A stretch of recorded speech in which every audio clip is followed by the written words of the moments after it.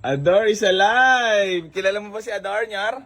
O, tangina, the one and only legendary. Nakasama ni AC Garage since day one. Ang since day one natin kasama, nabuhay na at pinabayaan lang doon. Pasensya na talaga. Pasensya na, Ador. Utang ina mo ka, nagdadrama pa ako. Nyar! Ador! Kawawa ka naman, pinabayaan ka nila, di ka nila inalagaan. Aray ko! Pag wala talaga mapapakinabangan sa'yo, di ka nila naaalala. Bakit ganyan? Kapag hindi ka na mapapakinabangan at di ka na nila kailangan, di ka nila maalala kahit linisan lang.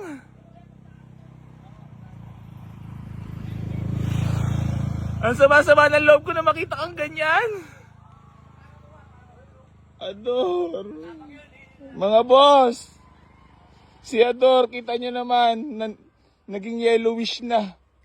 Gusto ko lang din batiin na i-shout out ang ating chief mechanic at nag-iisang lowered ng AC Garage.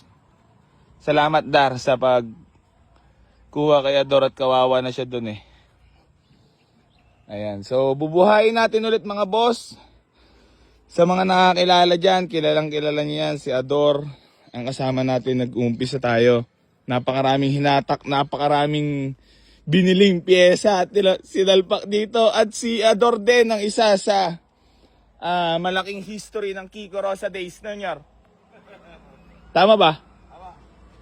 Isa rin niya siya nagtrabaho sa AC Garage nung binubuo yung opisina. Bubong. So, ayan, bali nandito na si Ador. Bubuhayin na natin ulit. Pag hindi talaga ikaw mapapakinabangan ng isang tao, hindi ka nila maaalala.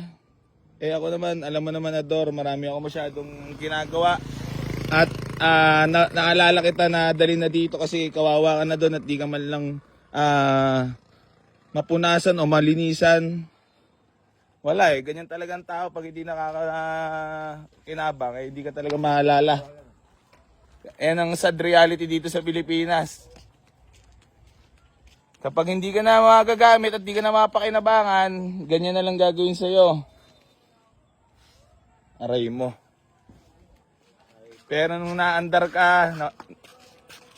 nililinisan ka, ikinakarwash ka, inaalagaan ka, pero pagka lolo na, hindi na naandar at sira ang clutch, wala makakaalala sa'yo kahit linisan ka. Masakit, pero totoo. Ador, I love you. Since day one. Yan lang nag-iisa kong sasakyan na hindi mapapabenta sa akin mga boss. Kahit awitan sa akin ng milyon yan, putang ina. Pass.